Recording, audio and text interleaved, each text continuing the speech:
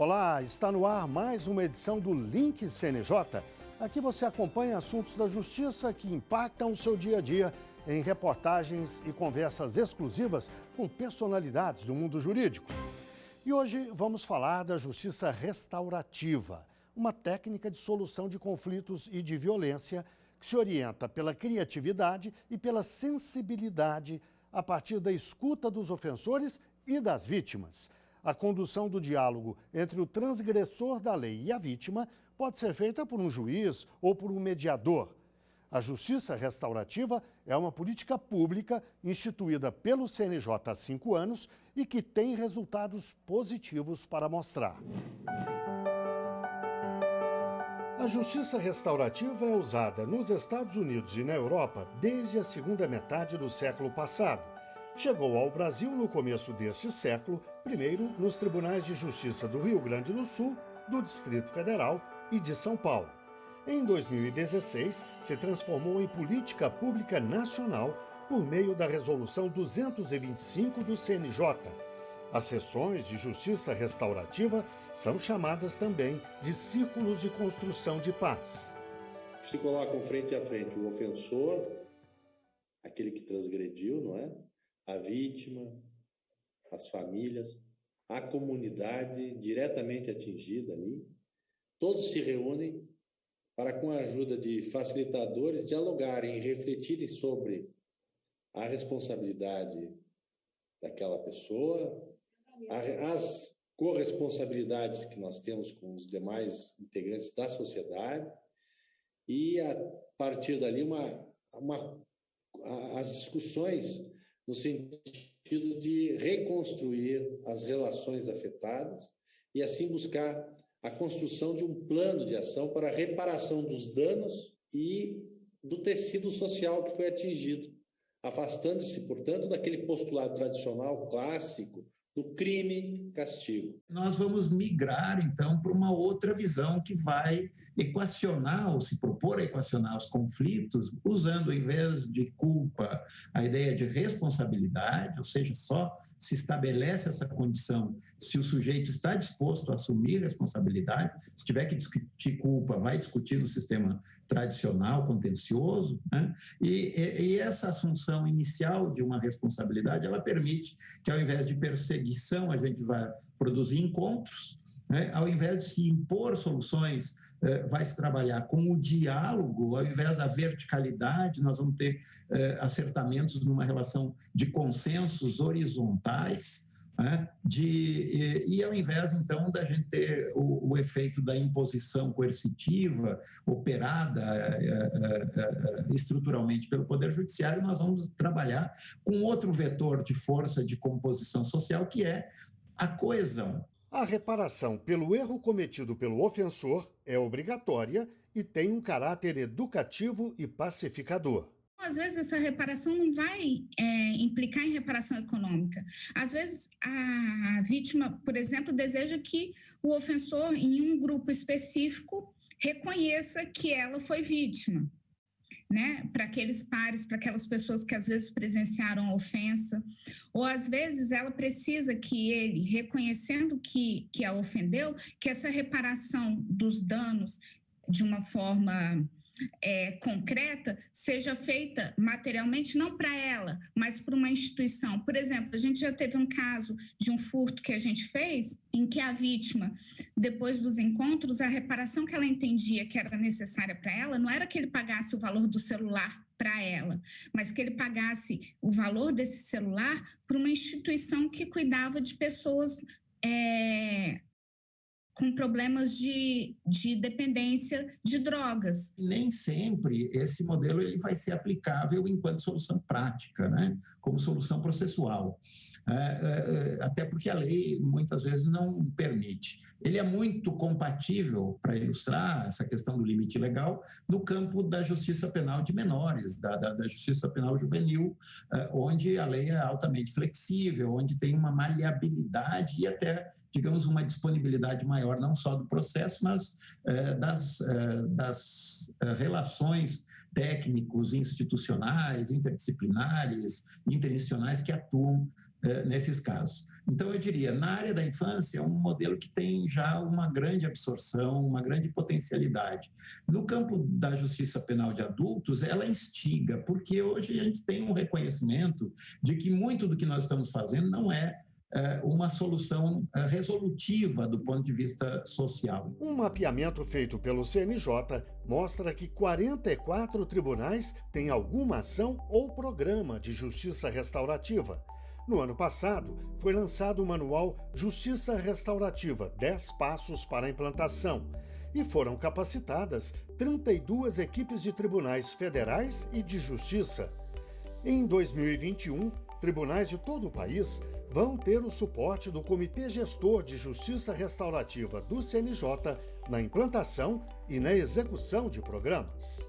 Vários tribunais estão solicitando esse apoio técnico, inclusive tribunais como o meu, como outros tribunais, que têm integrantes do comitê no comitê e estão solicitando esse apoio técnico para a gente poder ter mais colegas e ter esse acompanhamento próximo do CNJ na sensibilização e na construção da política em cada localidade.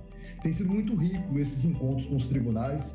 Nós já vemos colegas muito valorosos fazendo trabalhos incríveis nos seus estados, mas todo mundo ainda, a maioria, ainda construindo os seus atos normativos, pensando como é que vai funcionar o seu órgão central de macrogestão, que é o inciso 1 do artigo 28A, como é que vão ser estruturados os seus espaços seguros. Se pensa em começar com práticas em áreas específicas e pequenos polos, para a partir daí, com segurança, se avançar em outras áreas. Então, hoje, esse é o movimento que nós estamos vivendo na justiça restaurativa. E vamos falar um pouco mais sobre o assunto. Eu converso agora online com o juiz Marcelo Salmazo, do Grupo Gestor da Justiça Restaurativa do Tribunal de Justiça de São Paulo. Ele também é integrante do Comitê Gestor Nacional da Justiça Restaurativa do CNJ. E a gente conversa também com Moema Freire, oficial de programas do PNUD, o Programa das Nações Unidas para o Desenvolvimento. Muito obrigado aos dois pela participação no programa. Eu começo com uma pergunta para o doutor Marcelo. O que é exatamente a justiça restaurativa, doutor Marcelo? Claro que nesse campo existem conceitos mais restritos de justiça restaurativa e conceitos mais amplos de justiça restaurativa. E nós consideramos a justiça restaurativa em seu conceito amplo, que é justamente o conceito que está abrangido na Resolução 225 de 2016 do Conselho Nacional de Justiça, entendendo que a justiça restaurativa ela vai para muito além de um método de resolução de conflitos. Sim, a justiça restaurativa tem um rol de métodos de resolução de conflitos e também para outros fins, como o círculo de construção de paz, o processo circular, as conferências familiares, mediação vítima-ofensor-comunidade, modelos Zuele-Temba da África, tantos métodos de resolução de conflitos, mas ela não se basta nisso. Isso é uma pequena parte da justiça restaurativa.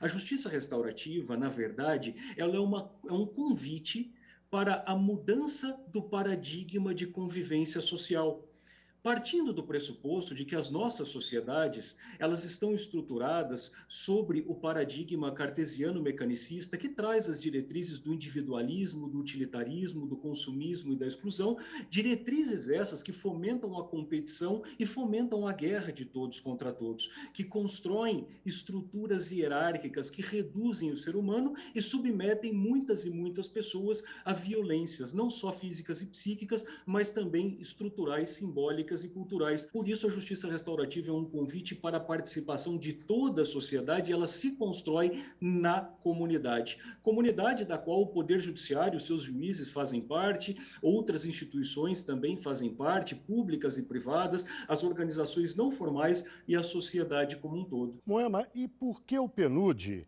resolveu apostar nesse assunto, investir, inclusive no Brasil, apoiando o CNJ nesse trabalho. Bom, as Nações Unidas têm um longo histórico, né, de suporte à justiça restaurativa no mundo todo. Então, desde 1996, com uma série de resoluções, né, de 96, de 2000 e de 2002, as Nações Unidas incentivam os países a adotarem práticas restaurativas em seu sistema de justiça, justamente por acreditar nesse potencial transformador, né, desse mecanismo como um mecanismo de construção de cultura de paz.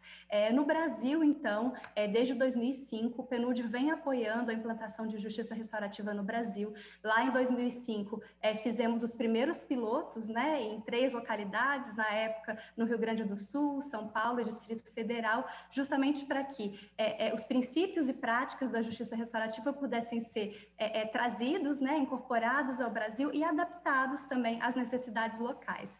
Mais recentemente, então, em 2018, nós assinamos uma parceria com o Conselho Nacional de Justiça, né, focada na superação de desafios estruturantes dos sistemas prisional e socioeducativo, e um dos eixos importantes, né, desse projeto de cooperação técnica é justamente o fortalecimento da disseminação da justiça restaurativa no Poder Judiciário. Então, esse projeto está apoiando a implantação e consolidação de núcleos de justiça restaurativa em 10 tribunais, né, de todo o país, muito em linha já com a resolução e com as diretrizes do próprio CNJ, né, sobre o assunto, buscando fortalecer as práticas, porque acreditando que elas são fundamentais para ressignificar a forma de se realizar a justiça, né, passando de uma lógica retributiva para uma lógica restaurativa e de pacificação, e então atingindo um novo patamar, né, na justiça brasileira. A senhora falou em apoio técnico. O que isso significa exatamente? Há também apoio financeiro? Sim, esse é um projeto de cooperação técnica, então, entre o Conselho Nacional de Justiça e o PNUD, que conta também com o suporte do Ministério da Justiça. No âmbito desse projeto, está sendo prestada assessoria técnica aos tribunais por meio da oferta de formações, de facilitadores que possam auxiliar esse processo inicial de consolidação dos núcleos. Então, os tribunais, eles não recebem diretamente os recursos financeiros, né? O projeto ele possui recursos para sua implantação, mas os tribunais recebem assessoria técnica, formação e todo o suporte no processo de estruturação e acompanhamento dos casos de justiça restaurativa justamente nessa etapa piloto, de maneira que, terminado o projeto, os núcleos possam seguir sustentáveis e fortalecidos, né, cada vez disseminando mais a justiça restaurativa no Brasil. Doutor Marcelo, o senhor deu uma explicação bastante ampla sobre o significado da justiça restaurativa, mas eu lhe pediria que nos desse agora exemplos práticos. Quando o juiz ou algum outro ator, né, do sistema de justiça ou do sistema social pretendem ser os protagonistas da implantação da justiça restaurativa numa determinada localidade, né, eles precisam necessariamente se articular com os demais atores sociais para a construção, para a implantação do projeto de justiça restaurativa.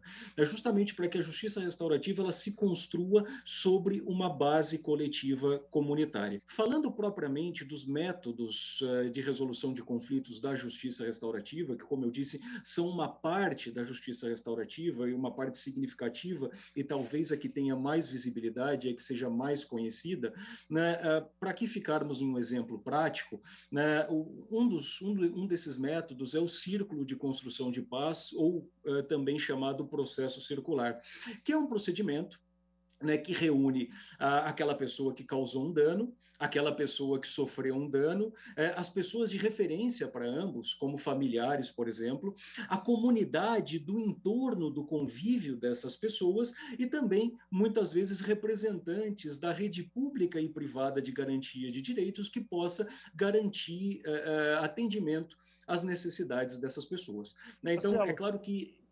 Doutor Marcelo, essa técnica tem um quê de catarse ou eu estou enganado? Durante o procedimento, né, do processo circular, as técnicas elas vão sendo desenvolvidas. Né? Usa-se um bastão da fala, que é um objeto que permite às pessoas falarem sem serem interrompidas. Quem segura o bastão da fala pode falar sem ser interrompido e os outros têm o dever de escutar. É uma maneira de não transformar aquele momento, aquele local adequado cuidado para que os sentimentos e as falas venham à tona em um ambiente de debate, em um ambiente de discussão e de apontar de dedos. Então, as primeiras rodadas, né, do processo circular, desse bastão da fala, as pessoas elas trazem os seus valores, para elas se reconectarem com os seus valores humanos, que muitas vezes ficaram esquecidos. Em uma outra rodada, as pessoas elas contam as suas histórias de vida a partir de perguntas próprias que são colocadas estrategicamente pelos facilitadores, que são pessoas preparadas para a condução do processo circular. E a partir do contar histórias, as pessoas elas começam a se conectar na humanidade umas das outras, porque elas se reconhecem nas histórias umas das outras. E assim, os rótulos, as armaduras, as defesas, elas começam a cair, e eu costumo dizer que as pessoas ficam nuas em suas humanidades. Eu gostaria agora de perguntar a Moema. Há pouco a senhora disse que as Nações Unidas investem na justiça restaurativa desde a década de 90. Mais de 20 anos depois, acho que dá para a gente fazer um balanço. O balanço é positivo? Em que medida? O balanço é positivo. Hoje a gente tem a justiça restaurativa presente em um grande número de países do mundo, né? São mais de 70 países já implantando práticas restaurativas.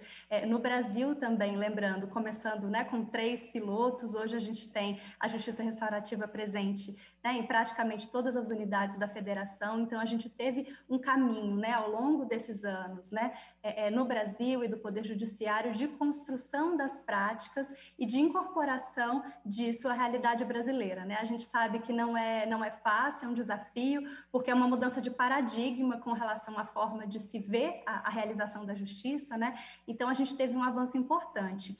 E eu acredito que esse avanço ele segue sendo relevante, porque a justiça restaurativa ela propicia diversos benefícios, né? Desde ela pode diminuir a reincidência, né? Em casos criminais, justamente por conta do que o Dr. Marcelo comentava, essa construção conjunta, né? Do processo de reparação e restauração ali, né? Do conflito, ele traz uma maior satisfação com relação à solução gerada, né? E o plano de restauração gerado, e ao mesmo tempo ele traz o protagonismo das partes, e ao participar daquele tipo de processo, elas também aprendem uma forma de lidar com os conflitos de maneira diferente e em outras situações de sua vida, né, em que elas tenham interface com alguma situação que gerou uma divergência, um conflito, reduz a possibilidade de que ela seja resolvida com recurso à violência, né? Então, isso verdadeiramente constrói uma cultura de paz e uma nova forma das pessoas se relacionarem em sociedade. Acho que ainda temos uma trajetória importante pela frente, né, para seguir nesse fortalecimento, mas aí nesses últimos um pouco mais de 20 anos, passos importantes sim já foram dados para a disseminação dessa prática, para que ela se torne mais conhecida, né, entre os diversos atores que podem aplicá-la, e ao mesmo tempo na construção de diretrizes, materiais de formação e uma série de instrumentos que podem apoiar aqueles que desejam aplicar a justiça restaurativa ali no seu cotidiano de atuação, seja como magistrado, seja como um líder comunitário, enfim, ela possui diferentes oportunidades, né, de aplicação nesse caminho de construção de uma cultura de paz. E, doutor Marcelo, e o senhor, que balanço faz no caso do Brasil? Eu nem falo da implantação pelos tribunais, que eu sei que está bastante disseminado, o conceito tem sido absorvido e colocado em prática. Mas eu lhe pergunto, o balanço da eficiência da justiça restaurativa diante dos objetivos aos quais ela se propõe? A justiça restaurativa ela se disseminou, né? Hoje ela é uma política de tirar a pessoa de um circuito em que muitas vezes ela chega com uma série de necessidades que a levaram a um caminho de violência, a um caminho que causou dano a alguém ou um dano à comunidade, né? E é claro que isso não a desresponsabiliza, mas por outro lado, ela é inserida, ela entra em um sistema que traz uma punição, em que essa pessoa é rotulada, né? E uma pessoa que já está, digamos, na metade afundada no buraco, e o sistema acaba colocando o pé na cabeça dela e afundando ainda mais essa pessoa, né? Desconectando essa pessoa do seu convívio social, do seu suporte familiar e do seu suporte comunitário, né? Um sistema que envia uma diretriz para a sociedade, uma diretriz de violência, que retroalimenta o circuito de violência, porque reforça na cabeça das pessoas que a punição, né, por meio da aplicação de uma dor como forma de reparar um dano é a única forma de resolução de conflitos. Isso transmite uma mensagem, né, como, por exemplo, aquele sujeito criado numa lógica machista que chega em casa, acredita que a esposa dele tem a obrigação de colocar o prato de comida na mesa para ele, né, e não encontra o prato de comida pronto na mesa e ele julga que a esposa errou, né, ele, a partir dessa lógica de que um erro tem que ser pago com uma punição, ele vai lá e bate na esposa dele, né? E o sistema de justiça, né, com a lógica punitiva, né, que aplica uma violência como uma forma de pagar um erro, retroalimenta essa ideia na própria formação da estrutura de convivência da sociedade. Então, a justiça restaurativa ela traz uma outra lógica de como compreender os conflitos, de como resolver os conflitos, né? Isso, como eu disse, traz uma mudança significativa na vida das pessoas, né? À medida que a justiça restaurativa ela vai crescendo e vai se desenvolvendo, né? Mas não de uma forma desorganizada, né? De uma forma difusa, mas com qualidade, né? Como nós temos batalhado muito, né? Tanto pelo comitê, né, gestor da Justiça Restaurativa do CNJ, como também pelas gestões dos tribunais e também pelo programa do DMF, do PNUD, né? Com esse crescimento qualitativo da Justiça Restaurativa, nós podemos ver que a Justiça Restaurativa tem atingido as vidas das pessoas, promovido essas transformações na vida das pessoas e na sociedade como um todo, nas estruturas de convivência social e também criando novas lógicas dentro das instituições. E tudo isso com resultados absolutamente positivos na construção de uma cultura de paz que paute a convivência social. Nós chegamos ao fim do nosso programa. Eu agradeço mais uma vez a participação do juiz Marcelo Salmazo, do Grupo Gestor da Justiça Restaurativa do Tribunal de Justiça de São Paulo. Ele também é integrante do Comitê Gestor Nacional da Justiça Restaurativa do CNJ. Agradeço ainda a participação de Moema Freire, oficial de programas do PNUD, o Programa das Nações Unidas para o Desenvolvimento. É hora do CNJ nas redes. Vamos ver algumas das postagens mais marcantes da semana nas redes sociais do CNJ. Olá, pessoal! Nessa semana, finalizamos o Mês da Mulher. Depois de passar por diversos temas, apresentamos as principais normas que toda mulher deve conhecer. No Instagram do CNJ, você encontra informações sobre licença maternidade, Lei Maria da Penha, Lei do Feminicídio, da importunação sexual e do Minuto Seguinte. Tudo isso está reunido em um destaque no Instagram do CNJ. É só você acessar @CNJ_oficial. E a revolução tecnológica no Poder Judiciário não para.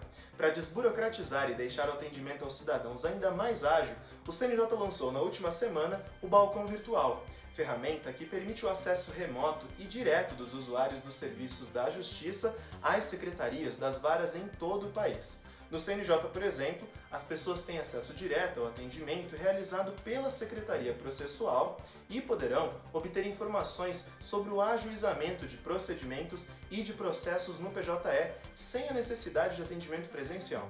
Veja mais detalhes nas redes do Conselho. E para finalizar, o plenário do CNJ aprovou a implementação do Plano Nacional de Atenção à Vítima. Entre as medidas estabelecidas pelo programa estão a obrigatoriedade da criação de centros de atenção à vítima nos principais fóruns do Brasil e a abertura de canais de interlocução que incluem os movimentos de mães de vítimas de homicídio praticados por agentes públicos ou privados. A ideia é evitar a revitimização. Essa é mais uma medida que surgiu das contribuições do Observatório dos Direitos Humanos. Acesse as nossas redes e saiba mais. Por hoje é só. Até a próxima! Vamos ao quadro Uma História, aquele momento em que um juiz ou uma juíza conta um caso que marcou a carreira dele ou dela e que comprova. Tribunais são regidos pela lei e feitos por gente. Um caso específico, ele ocorreu então nesses primórdios, né, de implementação da Justiça Restaurativa em São Paulo, no ano de 2005, né, e envolveu uma lesão corporal, uma ambiência escolar, entre uma aluna, né, e um colega de classe dela, por uma questão de bullying, no dia do ocorrido, esse colega chamou essa aluna de testuda por conta da configuração física dela.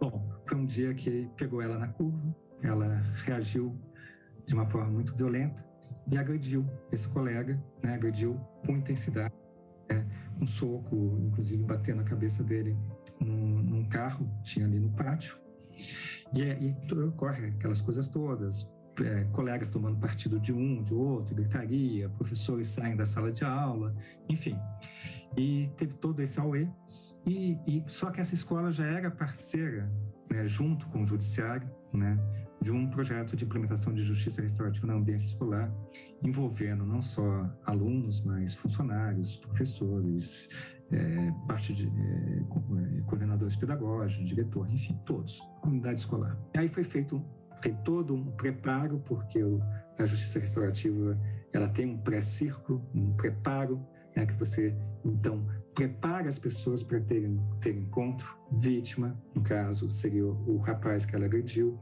embora nesse caso de bullying, quem é vítima, ofensor, fica bem misturado, mas o rapaz que ela agrediu é ofensor, no caso ela, né? A família dos dois, no caso dele a mãe, o pai dele, e nós organizamos isso com representantes. Nessa escola tinha Grêmio, 2 representantes do Grêmio, um coordenador pedagógico representando a escola, um facilitador restaurativo. Foi dada a palavra primeiro para essa adolescente, e quando essa adolescente, né, que tinha sido chamada de testuda, começou a falar, começou a chorar, né, trazendo toda a dor dela, de o que brotava nela, os sentimentos, e o que significava ser chamada de testuda.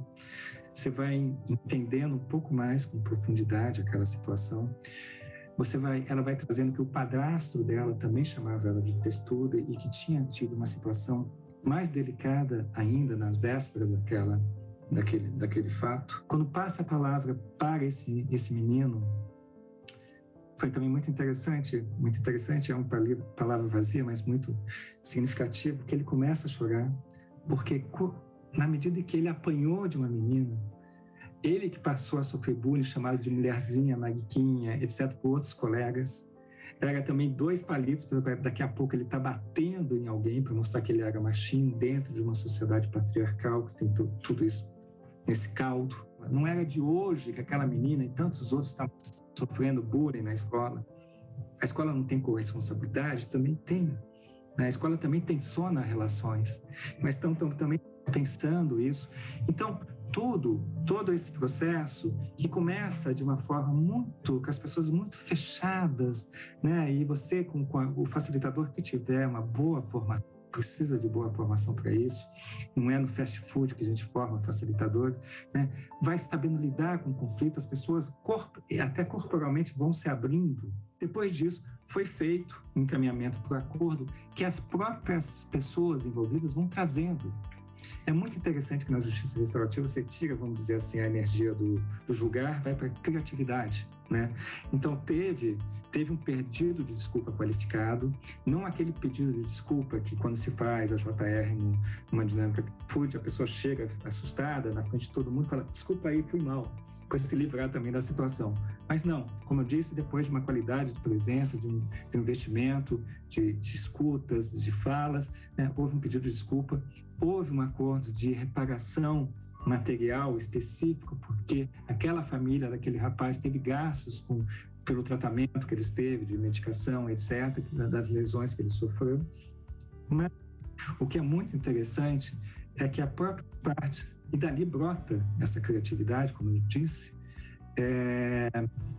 concordaram, bolaram, criaram ali do encontro, da força desse encontro, da potência desse encontro, queriam fazer uma campanha na escola, eles, para contar o que era o bullying, como isso afetava a vida das pessoas, e isso foi engajado com a coordenadora pedagógica.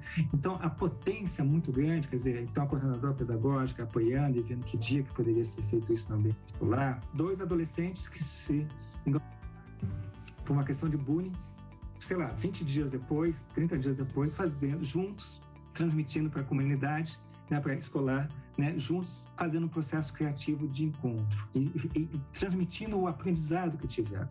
Então, esse foi um caso muito no início da nossa jornada de justiça restaurativa aqui no estado de São Paulo, mas que me marcou profundamente como tem sido várias outras pérolas que vêm ocorrendo no caminho. A justiça restaurativa, ela tem que ser feita com muita qualidade, né, porque também tem casos que não dão certo. Isso faz parte do caminho desse aprendizado todo, dessa nova tecnologia social, que é para além de uma metodologia, né, mas tem casos significativos. Esse foi muito fundante, marcou assim, significativamente, mostrando todos esses aspectos que eu acabei de pontuar aqui.